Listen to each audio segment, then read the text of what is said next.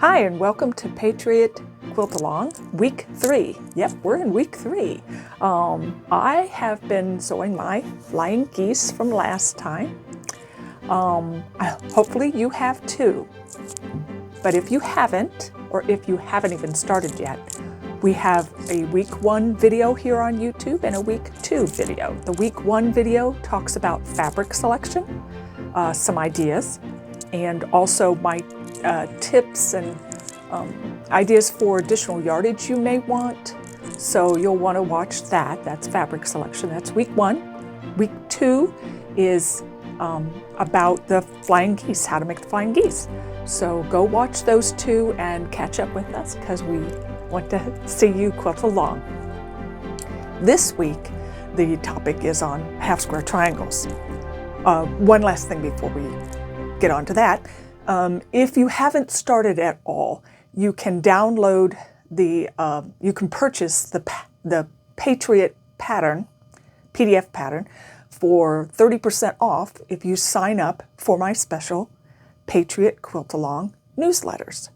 There'll be a link in this video description for that, along with the links to the other 2 YouTube videos, weeks 1 and weeks 2.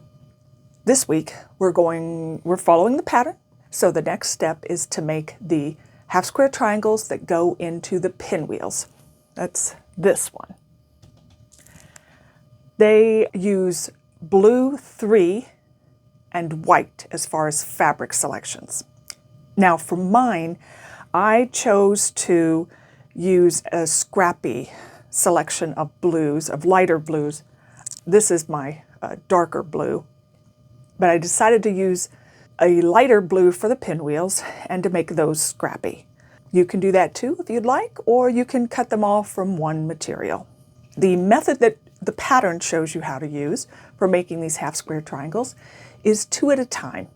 That's a very common method, so hopefully you're familiar with it. If you have trouble with 2 at a time and they don't always come out exactly the right size, download my half square triangle cutting guide, which gives you the yardage, the cutting instructions for making these just slightly bigger, so that gives you a little bit more wiggle room for trimming them down at the end. Also, you may want to watch my half square triangles 2 at a time video for additional tips. I'm just gonna assume you kind of already know this method, and I'm gonna go through some of the process rather quickly, but if you need more help, there is an additional video here on YouTube that you can watch for lots of tips and tricks on how to get them to come out exactly right. With this method, you start with 2 squares, one of each color, and you're going to end up with 2 half square triangles. First thing we need to do is draw a line from corner to corner on the back of our white fabric. And yeah, white tone-on-tone fabric always gets me. It's always hard to figure out which is the back of it. But anyway, when I do this, I like to use a short ruler and just a regular pencil because I'm writing on the back of the fabric, so it's fine. I also like to use a sandboard because that holds my fabric in place. So we're just going to draw a line from corner to corner, and then we're going to be sewing a 1/4 inch away on either side of this line. Now, a trick that you can use, I like to use this. It's a 1/4 inch seam marker. This comes from Fons and Porter, and it comes in a set of 2, and this is the shorter one. And when I use that, I place the yellow line that runs down the middle of the ruler on my 2 corners, and then I draw on either side of this, and what that does is it gives me my sewing line. Why would you want to do that? Well, if you don't have a perfect 1/4 inch, or you're struggle with that a little bit, having the exact lines that you're going to be sewing on makes it pretty easy peasy, pudding and pie. All you got to do is sew on the line. So now that I've marked the back of my fabric, I'm going to place right sides together. Make sure that you've place them perfectly right, and then I'm going to take a pin. And I like to pin just to keep these together correctly. And we're going to go to our sewing machine and sew. So see you there. Here we are at the sewing machine. As you recall, I have marked my lines to sew, and you could have skipped a step and just marked a single line corner to corner, but that means you have to be accurate, sewing 1/4 inch away from that center line. So I will go ahead and sew on the lines I've marked.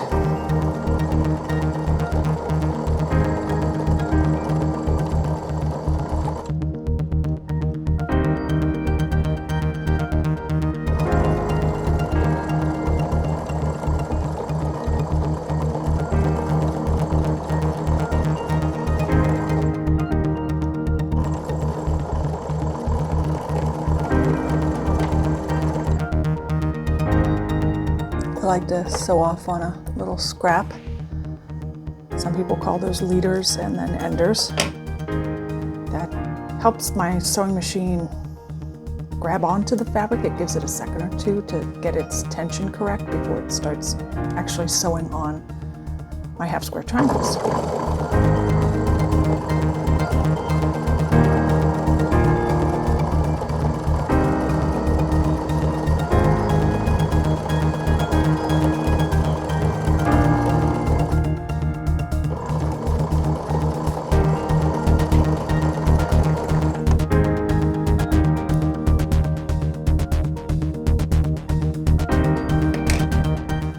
So I've sewn 1/4 inch away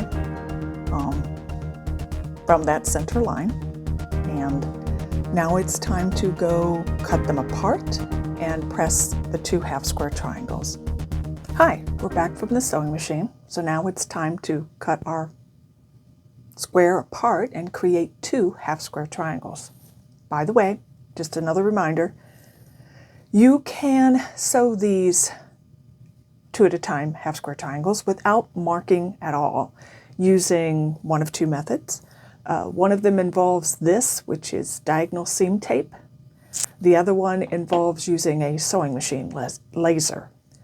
So watch my half square triangles 2 at a time video on YouTube, and you'll see how I do that how I sew them without marking. First thing I want to do is press these. I like to press to set the seam. I use a hot iron, no steam, and a wool pressing mat. Now that we've pressed them, we need to cut them apart. Just cut on that center line that you marked. You don't have to be terribly precise here because all you're doing is separating the 2 half square triangles. And if you're not 100% precise, the 1/4 inch seam allowance will vary just a tiny bit, but that won't affect the final results. So now that we have them apart, we press them, and I like to press my seams open. If you press yours to the dark, then I suggest finger pressing first and then pressing down with a hot iron. Pressing, not ironing. I like to press my seams open, however, and if you do too, make sure you shorten your stitch to make a stronger seam. So all I do to press them open is I finger press just a little bit and then use the nose of my iron to gently open the seam. You may notice that I'm pressing on top of something that's called a clapper. My clapper is covered in wool and has a rounded edge. The roundness of that helps open up the seam. So I really love it. And then once I get it pressed, I press again. Then I put the clapper on top of it, and what that does is it not only, because of the weight of the clapper, helps open that seam, but also the wood generates a little bit of the heat and puts that back. So I'm going to press the other side.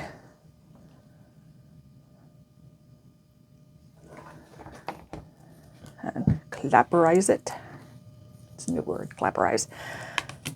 Now we're going to trim it down to size. I like to use, I prefer Quilter Select because they don't slip, but any square ruler that has a 45 diagonal line would be great because that will help you trim this evenly. So I use that 45-degree line and put it right on the center of my half square triangle. There we go. And then I trim these two sides. Let me move that out of the way. So I'm not trimming so much cutting across from me. I will use a rotating cutting mat. Then I turn it around. Use my 45-degree line again. This time I'm putting it exactly, the freshly cut edges exactly where I just trimmed. And I'm trimming off the little bit that's left. And at the same time, I'm trimming off those dog ears, so that's kind of nice. So here you go, an absolutely perfect half square triangle. There is a tip that you'll see in my 2 at a time half square triangle video that involves using a half square triangle trimming ruler like this one. This one is called the Quilt in a Day triangle square up ruler. They come in different sizes. This one is 6.5 inches, and that will do for most of the size half square triangles that I tend to make, but I do have a larger one as well.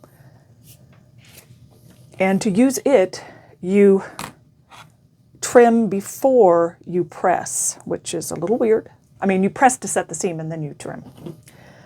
So I'm trimming these to 2.5 inches, so I'm going to use the 2.5 inch line on my ruler, put that right on my seam and center it. And then I've only got 2 sides to cut.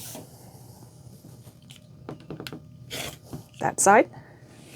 And see, a rotating mat really helps because you're not going to be cutting across yourself. You're not going to be accidentally cutting off a finger. Also, it helps because you're not shifting the fabric at all. So I've trimmed that. Now when I press it open, it will be exactly 2.5 inches. So go back here to my pressing station. I'll press this open.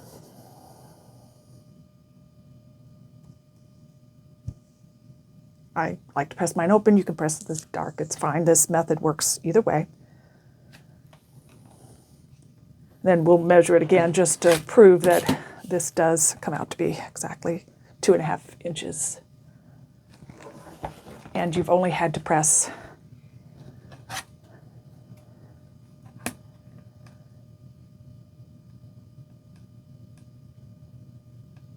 there you go, 2.5 inches. And you only had to press, cut 2 sides.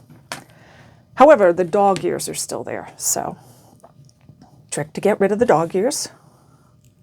Let me press this as if we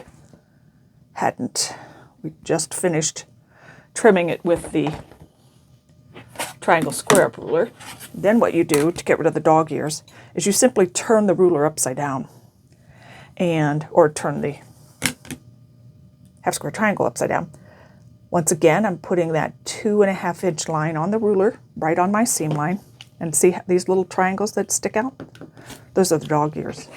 So I'm just gonna trim those off. Get rid of those as well. Now when I press this open, it's gonna be my perfect 2.5 inches. So I personally like using these rulers because they save me a lot of time when I'm using the 2 at a time method. So I'll put a link to them in the video description. Again, if you want more instructions on this method, I have a video here on YouTube that you can watch. So here we go, 2 at a time, and just took a few minutes. Let's see, for the pattern, you need to make a total of 36 of these smaller half square triangles. So that means you're going to be using 18 of the blue squares and 18 of the white squares that make 2 at a time, and that would get you your 36. Now, some of you may be using your AccuQuilt to make Patriot. So let me review what you would do to make these same half square triangles using an AccuQuilt. You will be cutting out your fabric using die number 5 from the 8-inch cube. Die number 5 cuts 2 triangles at a time. You will need a total of 36 each of these to make your 36 half square triangles, because it takes 2 of these to make 1 half square triangle. All you do, notice when you cut with an AccuQuilt die, it cuts off the dog ears for you. So notice they're trimmed off. That also helps you when you're sewing. So let's go to the sewing machine and I'll show you how you match up the 2 triangles and sew them so that you end up with a perfect half square triangle that's already the right size. We're here at the sewing machine. We've got our 2 perfectly cut triangles from AccuQuilt die number 5. And you just put them right sides together. And you'll notice that the dog ears are gone. And so you just line up those 2 things. And I like to pin, so I'm going to go ahead and pin. So see, I've just lined up the 2 notched ends and I've pinned. And I'm going to sew a 1/4 inch away.